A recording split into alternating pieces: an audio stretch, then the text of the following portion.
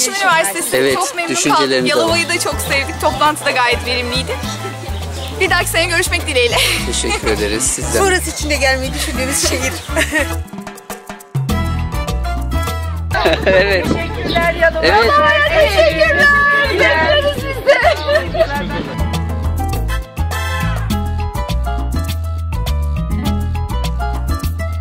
Çok teşekkür ederim her şey için. Bize gösterdiğiniz misafirperverliği için. İnanın bu kadar beklemiyordum.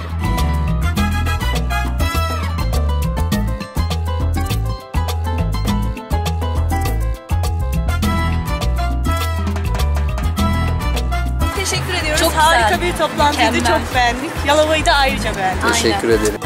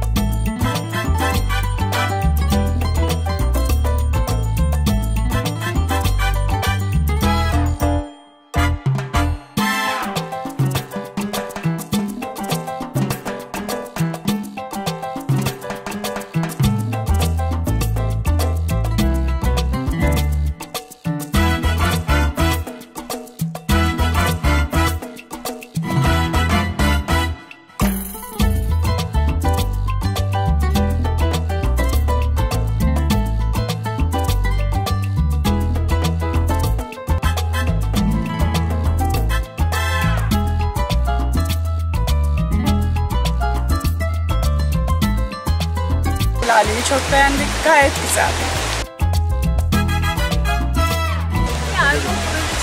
Vallahi güzel, memnun oldum. Teşekkür ediyoruz gerçekten. Evet. Çok güzel ağırladınız. Yalova'yı tebrik ediyoruz. Son zamanlarda yaptığımız en güzel tatil diyebiliriz. Teşekkür ederiz. Kuşa bekleriz.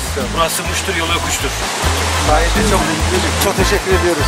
Hoşçakalın. Anadolu'dan sevgiler. Osman Gazi. Evet, teşekkürler. Erzincan Üniversitesi'nden selamlar, saygılar. Yalova'ya selamlar. Her şey için çok teşekkürler. Sağ olun.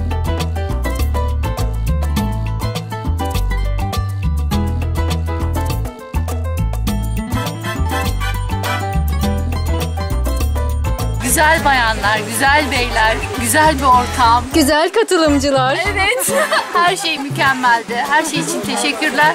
İyi ki varsınız. Biz büyük bir aileyiz. Bu ailenin bir ferdi de Yalova Üniversitesi.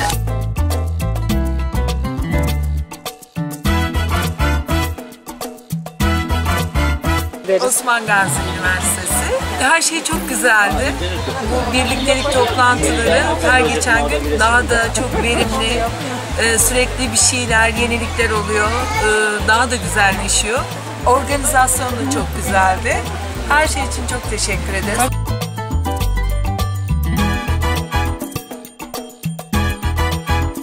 Ta rektörünüze, hizmetlisine kadar hepinize ayrı ayrı teşekkür ediyorum. Bizi çok mutlu ve memnun ettiniz. Her şey gayet güzel ve gayet olumlu geçti. Son gezimizle hepsine bedeldi. Teşekkür ediyoruz. Çaylarımızı bekliyoruz.